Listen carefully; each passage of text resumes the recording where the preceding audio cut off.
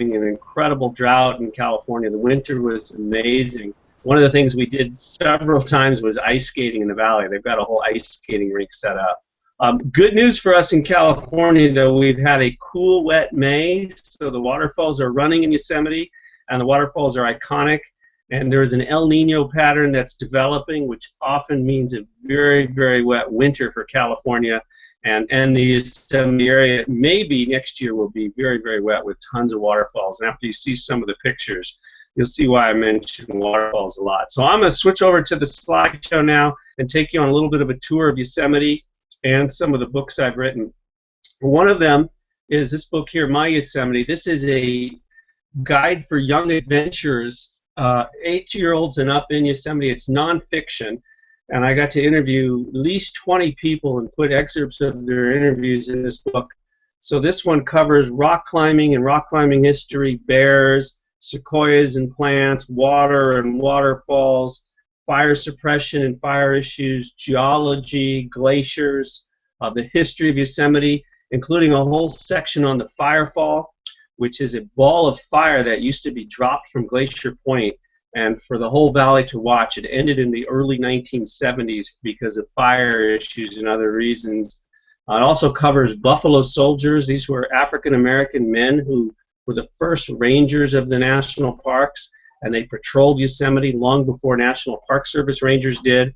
It's got some great information in there. It's one of my favorite books to write. And I've also written Harrowing Ascent of Half Dome. This is one of the 12 adventure novels with the Parkers. It's the Parker family there. They're made-up characters. The mom and dad and Morgan and James are fraternal twins, 9 turning 10, going into 5th grade. And so these are their excerpts in Yosemite National Park, but based on real-life experiences. I wanted to show you real quick a little national park map, show you some of the parks I've been to in the series. So if you kind of follow along with me, on the East Coast, there's the Great Smoky Mountains and Acadia. Smoky Mountains getting over 9 million visitors a year. I'm not seeing your screen. You're not seeing my screen? No, I'm seeing you. Oh. If you're, so do I you're just seeing Mike, nod your head. What's that? Say that again? I'm wondering, yeah, if you're just seeing Mike and not Mike's screen, please nod your head. Let me go to share screen again. Okay. Now, I think we're going to get this. It's saying share. Entire screen, share. That's better.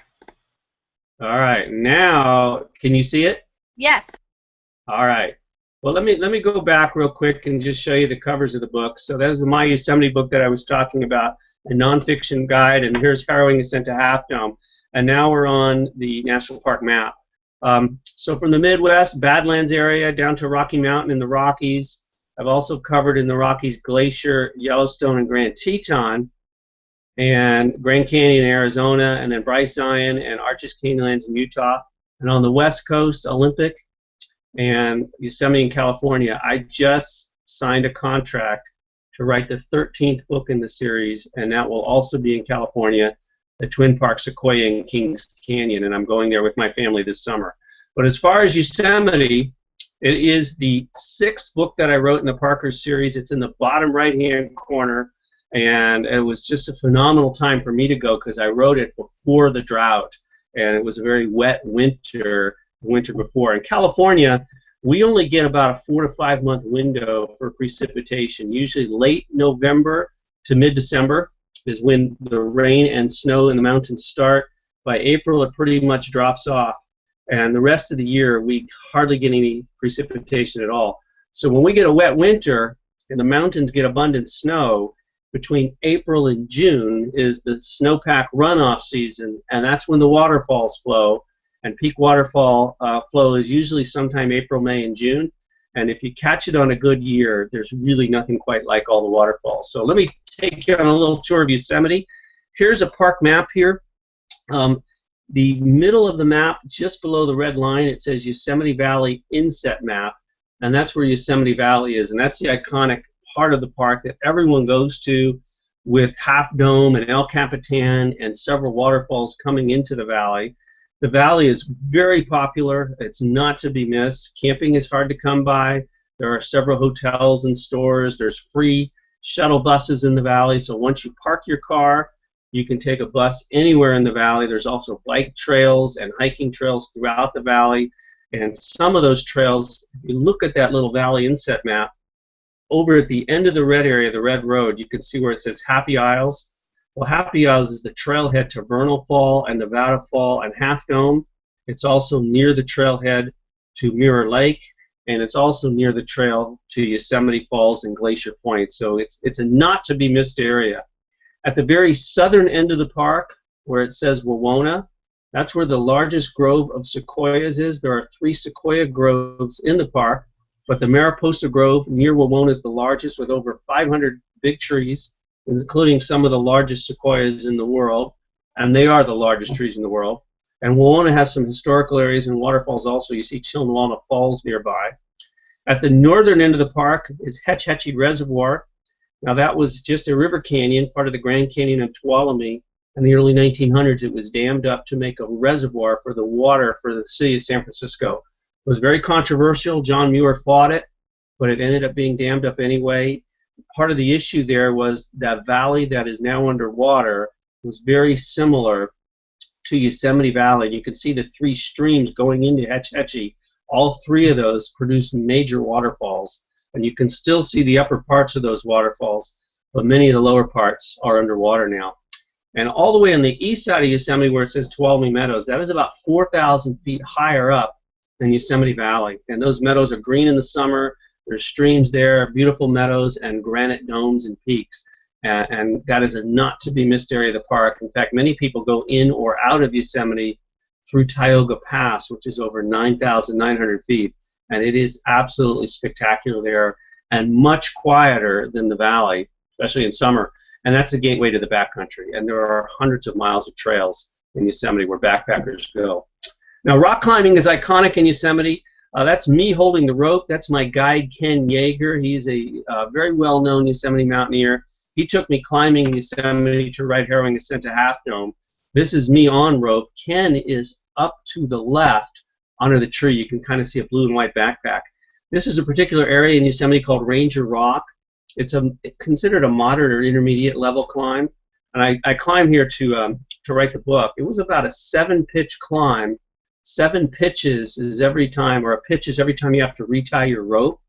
So my rope is about 100 to 150 feet long. By the time I was done here, I was over or near 1,000 feet off the ground.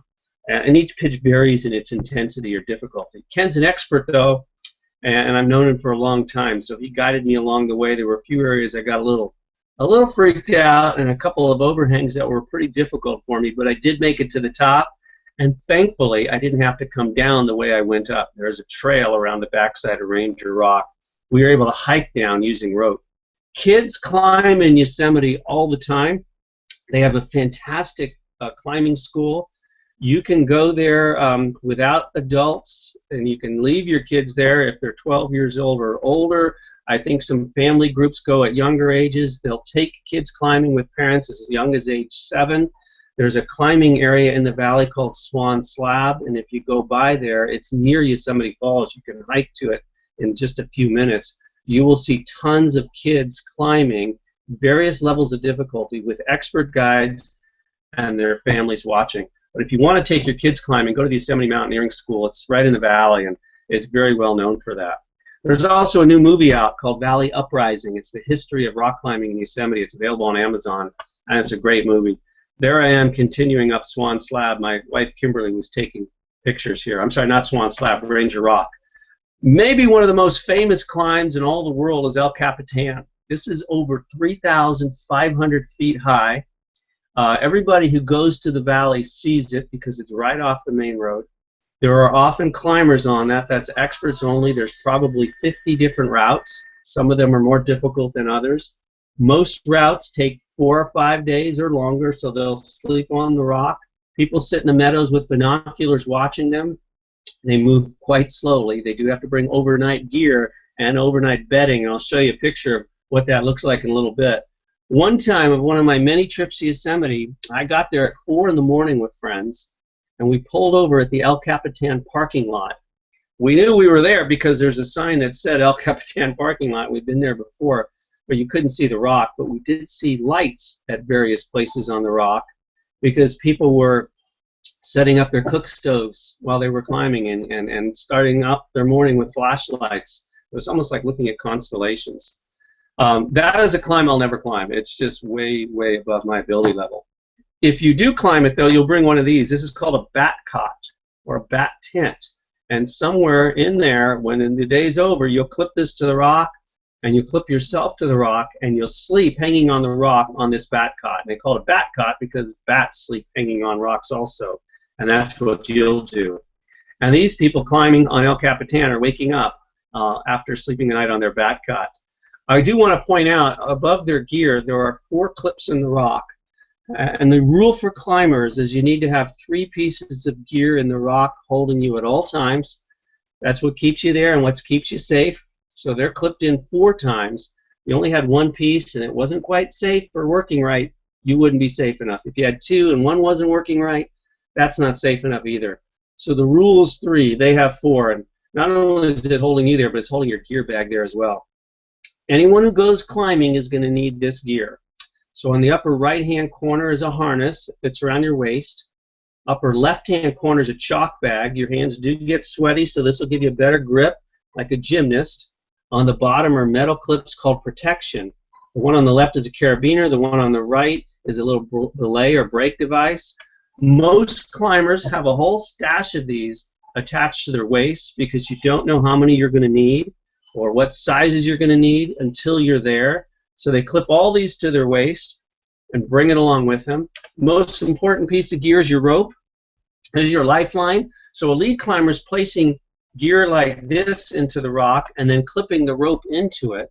The follower is taking the gear out and clipping it to his or her waist. So you don't leave the gear in the rock. It's too expensive, and other climbers shouldn't use your gear because they didn't place it there, so they don't know how secure it is. But in that system, at least 3 pieces of gear stay in the rock in between each of those climbers at all times. So if one of those 2 people falls, the other person pulls the rope behind them and it stops their fall in midair so they don't fall to the ground. It's called being on belay. So if they know what they're doing, the climbers, and they have all the right equipment and they know how to use it, climbing can be safe. When I climbed on Ranger Rock, I did have to wear a helmet because sometimes there are rock falls. And in this particular incident, there was one. Somebody up to the right of me, above me, had actually accidentally kicked loose a rock about 3 inches around, and they have to call out when that happens, rock! And I heard the call, and I was able to duck out of the way. It missed me by a few feet. But I used that incident to write a scene in the Parker story. Bears are iconic in Yosemite. Not to worry about, Yosemite's bears are not known to be aggressive to people. But they are known to be aggressive to cars with food in them. In fact, I read a news story recently that called Yosemite's bears the smartest bears in the world. And what they were referring to is they know where food is, and they know how to get to it. They've been known to break into the supermarkets there through vents in the roof and known to get into cars. Because of that, it's absolutely essential and required to store all food out of any car at night. You can't even leave it in the trunk, and you can't even leave it in a trunk with a cooler in the trunk and cover the cooler with blankets. The bear wouldn't see it, but they might smell it, and I've read that their sense of smell is 10 times better than a dog's. So they'll smell it, and they'll potentially tear the car apart to get to the food. Now, if they eat food from a human once, they're called a fed bear, and fed bears are dangerous because they come around for more. So what rangers do, if they come around campgrounds, and there is a campground near this bear trap, is they put fish or meat in this trap. I've been told the fish or meat comes from leftover food from the very famous Ahwahnee Hotel. And if you ever go to Yosemite Valley, stop by the Ahwahnee Hotel. There's really nothing like it. It's very majestic. So the bear smells the fish or meat. They go in there, they shut the gate, they trap the bear. I'll tell you what they do with that trapped bear in a moment. This is a Yosemite bear. I was given this picture by the Yosemite bear biologist. Notice the orange and yellow tags on its ears. So in a sense, this bear has been caught before, twice before, getting into people food, and now it's happening again. I made the mistake of asking the Yosemite bear biologist a question about this picture. The question was, how do you stop bears like this from becoming problem bears? And the mistake was using the word problem in it, because she said, this isn't a problem bear, this is a problem person. Rangers will go around campgrounds at night with flashlights. If they see anything out that shouldn't be, dirty dish, toothpaste, sunscreen, bin of food, they wake the people up out of their tent or trailer. They make them put this away in the bear locker where it's safe, and then they issue a ticket or a fine to the people who left the food out. So it is a problem to leave food out. Once a bear gets people food once, they get addicted, they come back into campgrounds, there's a chance they're going to be aggressive. Yosemite Rangers will also haze bears. I witnessed an incident where they were going around a campground around 1 in the morning, and there was a bear that had gotten people food before, and it kept coming back for more. So what they do with hazing bears, they bring dogs, firecrackers, and rubber bullets, and they will do the best they can to scare that bear away from people, to teach it that people are such a nuisance, it doesn't want to come around anymore. Now this bear, Bear 54, you can see that tag by its ears, it was caught in one of those traps. When it was in there, they gave it a tranquilizer. That's a shot to put it to sleep. While it's sleeping, they're checking its heart rate to make sure it's healthy, they're blindfolding it, and they're tagging its ears. So in 3 or 4 hours, it's going to wake up a little groggy, and then they're going to let it go, and it's got a 54 on its ears. They will be able to monitor this bear now because of that number. Wherever it goes, they'll know who it is, and they'll keep track of it. If it keeps coming around campgrounds, they will know who it is. And unfortunately, Bear 54 did keep coming around campgrounds. They kept trapping it, tagging it, monitoring it, but it had gotten people food before, so it was addicted to people food, and it became something that the rangers had to deal with. Bears do break into cars. They have warning signs all over the park, on picnic tables, at campgrounds, with pamphlets, videos in the visitor center. If you leave food in their car, there is a chance this can happen. It happens about 100 times a year at night when bears are active.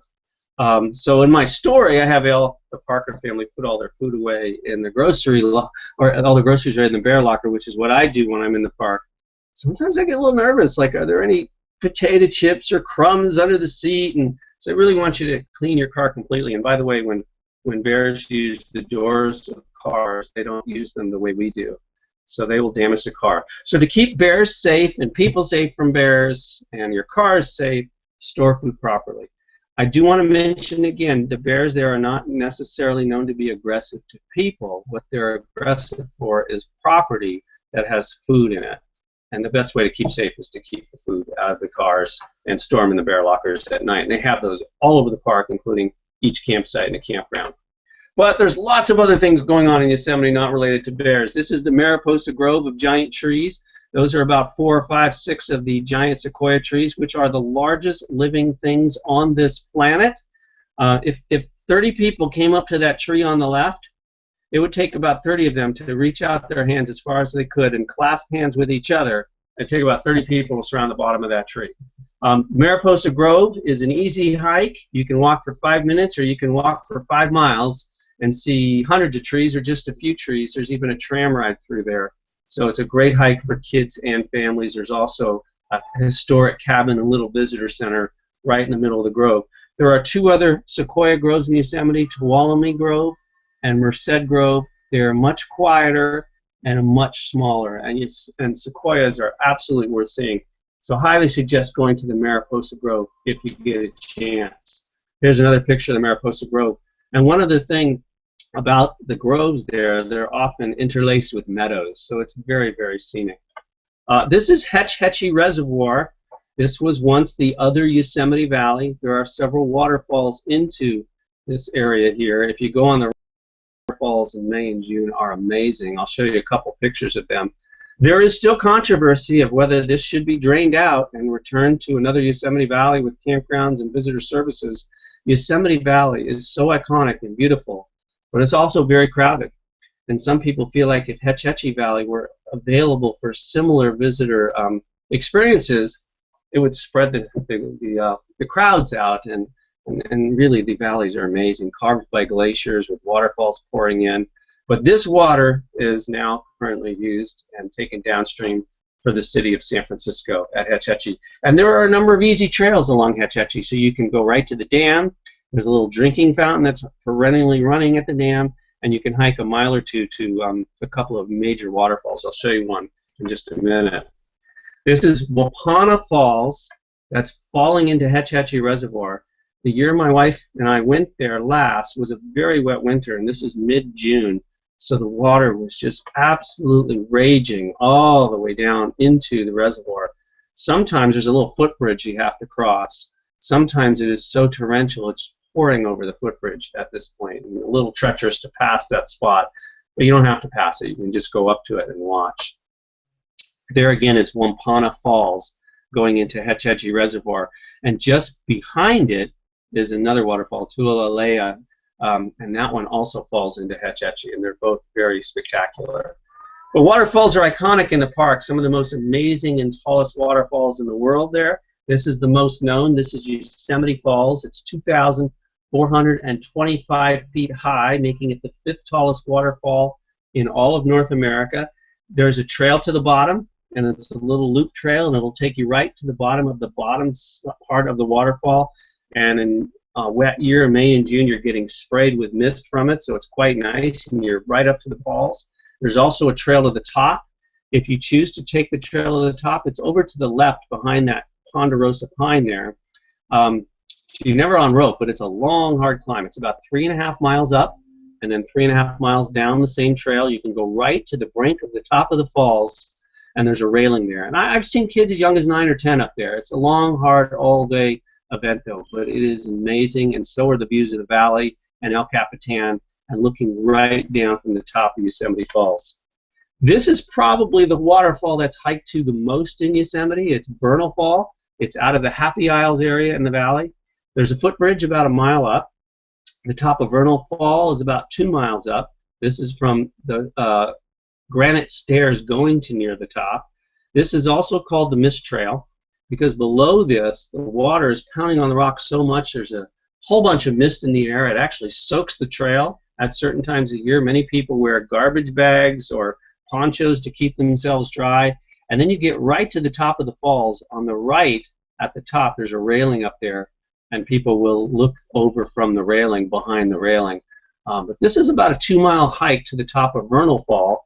They call it Vernal Fall because it's a singular fall, where Yosemite Falls has 3 drops, so it gets the plural. Past Vernal Fall is Nevada Fall. This is about a 580 feet waterfall, and if you want to go past it, you can hike to the top of this one also, and there's also a railing at the top of this one.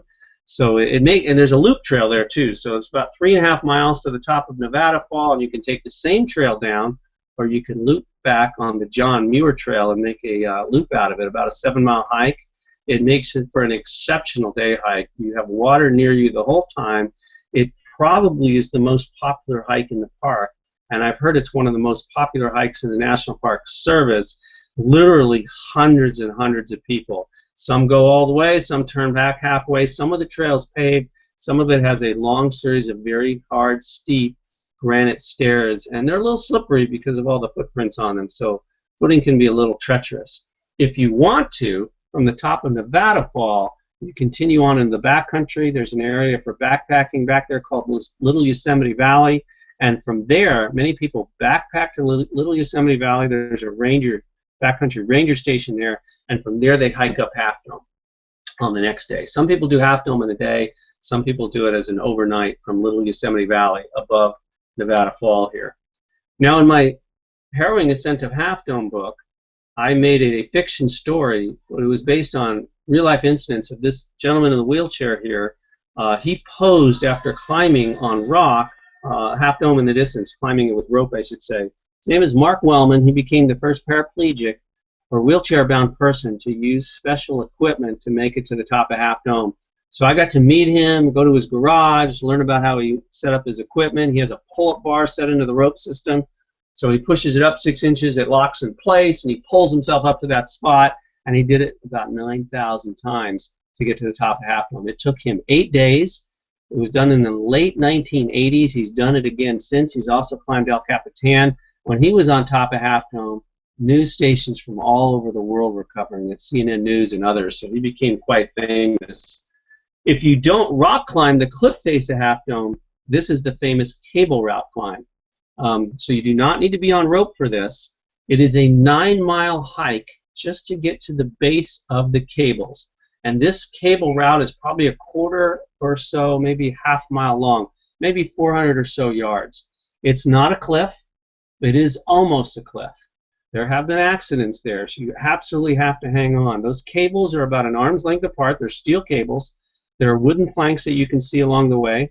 At the base of Half Dome, people leave old garden gloves and other gloves that people just put on and share and use, because you do need gloves for a better grip on the cables. It'll take you, if it's not trafficy, maybe 20-30 minutes to climb those cables to the top of Half Dome, and then you can go over to the edge and see where the rock climbers climb, where Mark Wellman climbed. That cliff face there is about a 2,000-foot cliff. So that's experts only. So this is the way us novices get to the top. This is extremely popular. They used to let just people, anyone who wanted to go, and sometimes there'd be a ranger at the base of the dome just checking the weather. They want to be up there during a thunderstorm. But it became so popular, and there were some incidents on the dome, that now it's by permit only. I believe they limit it to 400 or so people a day, and those permits are on lottery, just like the wave. And if you don't get them, you just keep applying for other days. It just gets too crowded. You have to go up and down the same route. And there were some incidents, so they limit the number of people on this now. The cables are down during the winter time because of ice and snow. But this is iconic, and it's 9 miles to get there and 9 miles back down, unless you do the little Yosemite Valley backpack part to break up the hike. It's about a 4,800-foot elevation gain also by the time you started your hike in Yosemite Valley and reached the top of Half Dome. Last time I was up there was still a little bit of snow. It was early July. It was that wet year. And so I saw a couple people, kids like 10 years old, throwing snowballs at each other and building a little snowman. I put that in my harrowing ascent story. That's the edge of Half Dome. So you're looking at the top part of the route that Mark Wellman climbed. And when he did it, he told me there were hundreds of people up there and news stations and cameras up there cheering him on. This last section was where he was on his 8th day, and about 9,000 of those pull-ups later on the pull-up bar. That person standing up there, I don't know who he was, but he sure made me nervous. He kept standing looking over the edge, and it was windy up there. I crawled to the edge, had my wife hold my feet, and peeked my eyes over the edge just to see that 2,000-foot cliff. You also get from there an amazing view of Yosemite Valley. Youngest I've seen people on Half Dome, about 10 years old. It's a long, hard hike, but boy, it's worth it. Many people try to come year after year. Here's one of the views. That's Yosemite Valley down below. You can see some meadows down there. Yosemite Valley is famous for meadows, some roads. There's also the Merced River in Yosemite Valley. You can kind of see its course down there. When it's a normal precipitation year, the Curry Village Rafting Company will rent rafts to families. It is not treacherous. There's no white water. You move along at a nice, slow, moderate pace. There are beaches and sandbars along the way. They take you to a spot where you raft downriver for 3 miles. Many people make it a whole day out of it. You can do the 3 miles in an hour or two, but if you stop at rivers and picnic and play along the way, it'll take you 4 or 5 hours, and that is absolutely one of the most popular things to do in Yosemite Valley, is do that family rafting trip, and it is not treacherous at all. I don't know if they're going to have enough water this summer or not. June's been wet there. I'm sorry, May's been wet, but the winter was very, very dry, so they may have a short window for the rafting this year. But it usually goes on between early June to late July, early August. If it's too early in the season, the water's too cold. If it's too late, the water slows down and you're not moving along fast enough. There again is Half Dome. That was the 2,000. That's a 2,000-foot cliff there. Just beyond Half Dome, the mountain just next to it, is another great climb. It's called Cloud's Rest, and that climb, in my opinion, has got better views than Half Dome, and you do not need to use rope or cables to get to the top. It's a very long, hard, all-day hike, or you can get dropped off by a shuttle or by friends, hike to the top, backpack your way back down to the valley. The backcountry of Yosemite is amazing, and Cloud's Rest is one of the great hikes in the backcountry. From the top of Half Dome, or from the top of Glacier Point, and Glacier Point's where they used to do the firefall, you get to see the high country and you get to see the waterfalls. This is Yosemite Falls from the top of Half Dome, and Yosemite Falls is pretty much in anyone's view wherever you are in the valley. I mentioned the high country. This is Tuolumne Meadows. It's at about 8,400 feet. This is midsummer. Tuolumne Meadows often doesn't thaw out till June. This year, the road, Tioga Pass, usually doesn't open till late June or sometimes early July. This year they opened the road, I think, late April or early May, which was the earliest opening ever because there was no snow. And since then, it's snowed about 4 or 5 times, but it keeps melting, so the road opens and closes and opens and closes. There are nice flat hikes up in Tuolumne Meadows. There are longer hikes. There are hikes into the backcountry. I wanted to mention also that there are 5 backcountry tent cabin areas that you can hike to. They are very popular. They're places where they have your bed set up and they have meals for you. You can hike to one, you can hike to several, you can make a whole loop out of it, or you can just hike out there and backpack and not stay at the tent cabins. That area of rock that's straight on the other side of the meadows to the left, that's Lambert Dome, and there is a hike up to the top of Lambert Dome, not up the rock side, but on the back side. It's about 2 miles. At the last part of it, you are scrambling over rock. I did interview a ranger in Yosemite, and she said the view at the top of Lambert Dome, and I've been there several times, is absolutely her favorite view in the park. The high peaks and meadows and streams all around are amazing. The skies are immensely blue up there. So that is her favorite hike. And there is one more view of the area around Tuolumne Meadows. And I highly recommend going to Tuolumne Meadows if you go to Yosemite. Many people stay in the valley, which is amazing, but gets crowded, and skip the backcountry. And Tuolumne Meadows is the access area to the backcountry. And there is camping in the high country also, including at Tuolumne Meadows, as well as stores and shower facilities, visitor centers. So definitely worth going to different parts of the park besides just the valley. Best time of year to go, depending on the weather, May through June, because that's when waterfalls are peaking. This year, some of the waterfalls will dry out by mid to late June or early July, depending on how much more rain or snow we get this year. There have been a few late season storms, but there's virtually no snowpack, so the water and the waterfalls are dependent upon snowpack. I'm going to stop sharing now and take some questions. So let me see if I can get myself back to the screen here and see if you can see me. There we are. Are we back? We good? Can you hear me? I can't hear you.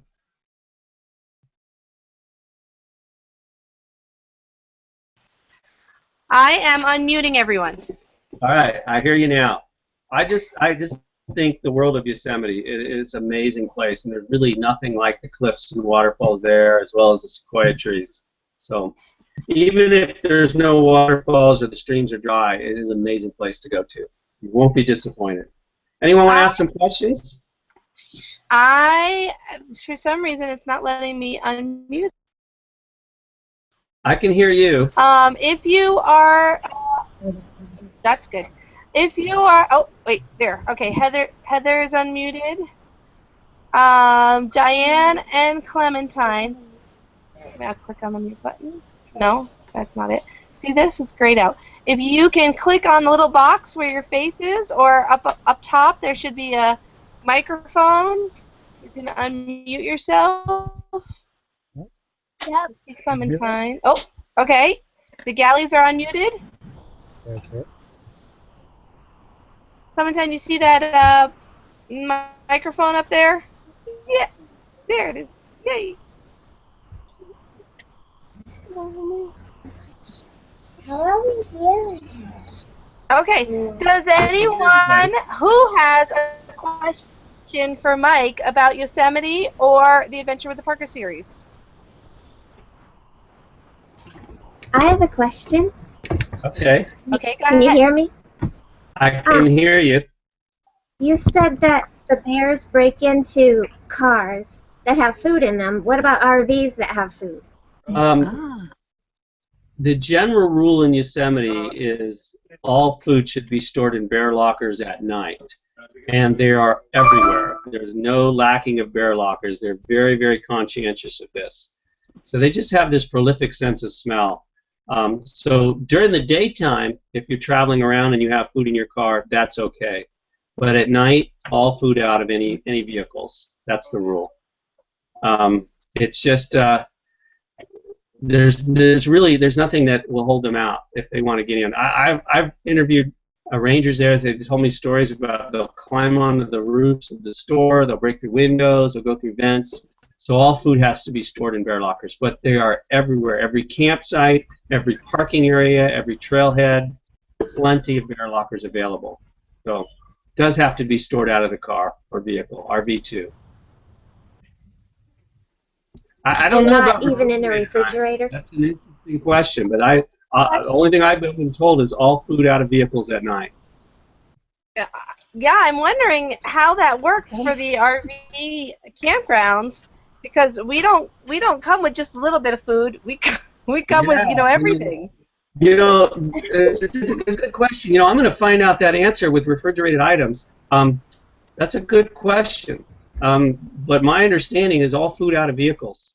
I know, there's a couple of like small RV touring companies that they offer RVs. Like, have you seen the Juicy vans that go around the West? They're small. You've seen those?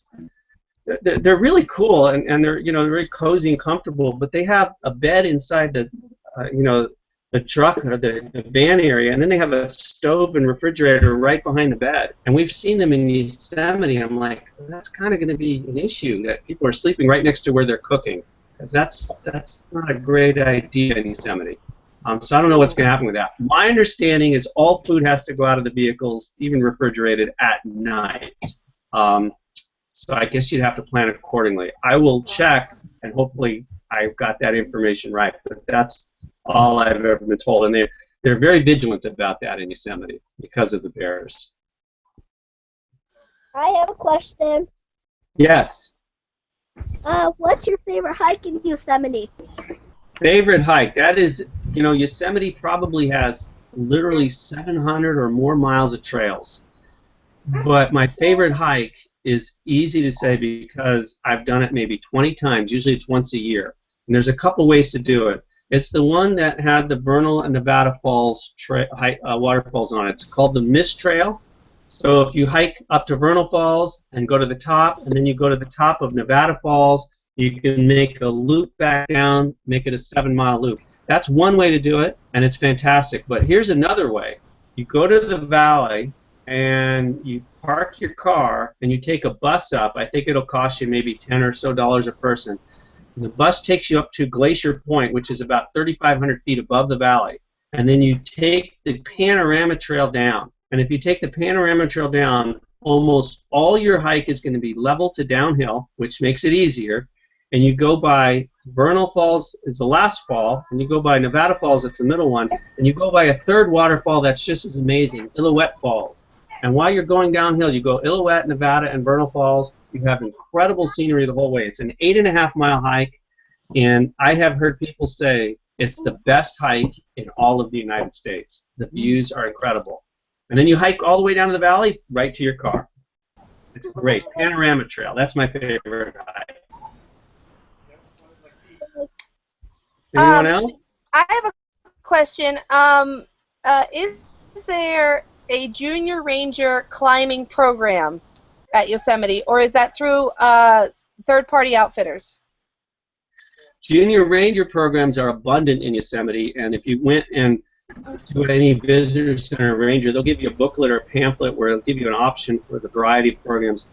Their interpretive programs for kids and adults is unsurpassed.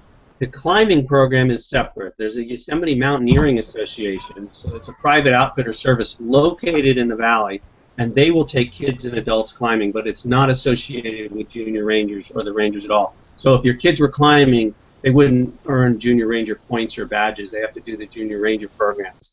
But if you want to check out that, it's in Curry Village. They're great. They have a phenomenal amount of guides. I've watched the kids climb there. The most popular area where they take kids climbing is a rock called Swan Slab. And if you go to Swan Slab on a summer day, you'll probably see 20, 30, 40 kids with their guides, some of them in small groups, some of them in larger groups, climbing and the various routes. And it's kind of fun to watch, and then you kind of get it in your head like, I could do that. I want to try that. But it's separated from the ranger program.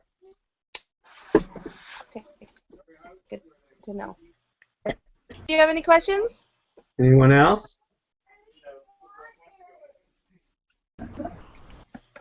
I just want to mention again, the best time of year to go to Yosemite, in my opinion, is May and June when the water's really full.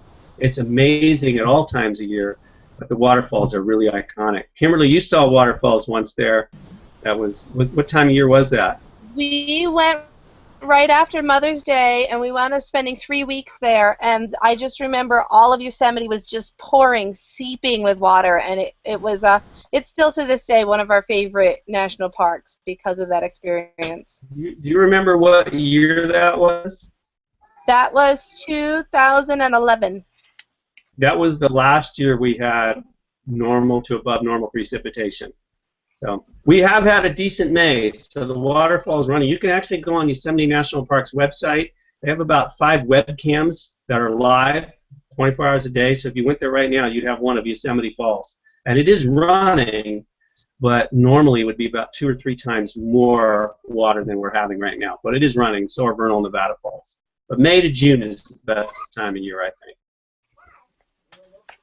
Anyone else have a question? Question? Do you have a question? What is it? Oh, Antonio wants to know, what is Yosemite like in the summer? Well, Yosemite Valley is about 4,000 feet elevation. And since we don't get a lot of precipitation normally in California in the summer, Yosemite Valley could be quite hot. So weather-wise, it's in the 90s on some days, 50s at night, so it's comfortable at night for camping. Tuolumne Meadows is 4,000 feet higher.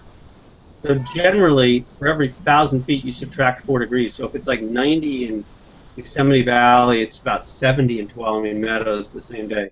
There are occasional thunderstorms, particularly over the meadows and the high peaks on the eastern side of the park. But summers are warm and dry with water. Some people will find swimming holes in the valley in the summer. So a lot of people are near water. It's also very, very busy in the summer, very busy. And hard to get campsites sometimes because of that. At least in the valley. The backcountry has campsites too. They're a little easier to come by. Okay, well, I have put everybody's name in. No, a name just fell out? Yeah, yes. Thank you. And before we pick the name, I want to tell you all about a program that we just initiated last week. I put a link on the group chat side. It's called We Dare You to Dance.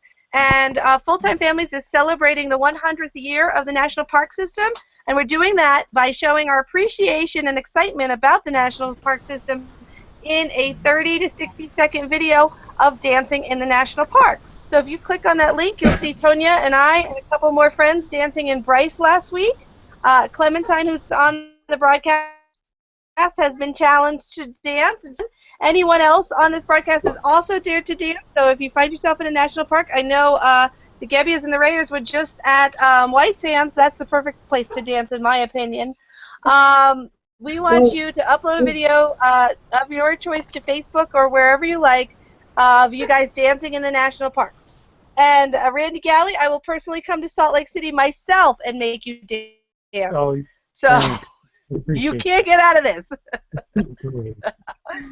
We did dance at Carlsbad Cabin for you, but we haven't uploaded it yet. Oh, perfect. Perfect. So you can go to the Dare You to Dance link and find out all the information and just help us share the joy and excitement of our national park system in this 100th year anniversary. Okay, so we're ready. Go ahead, Antonia, pick a name. Okay, and the name is, I won't even. Oh, can you read that? It's the Reyes family. Yay! Congratulations. You've won the next book in the series that we're going to be discussing, and that is Zion and Bryce, Danger in the Narrow. Ooh. We just finished reading because Clementine and I both hiked the Narrows last month, and we wanted to share that information with the kids, and we really like that. And we also just hiked Bryce. And like the Parkers, we went to go have lunch with the Queen. down Yay. at the Queen's Garden. And that's where we took our dancing video. That's right. Yeah. Made it to the Queen. Is she still there?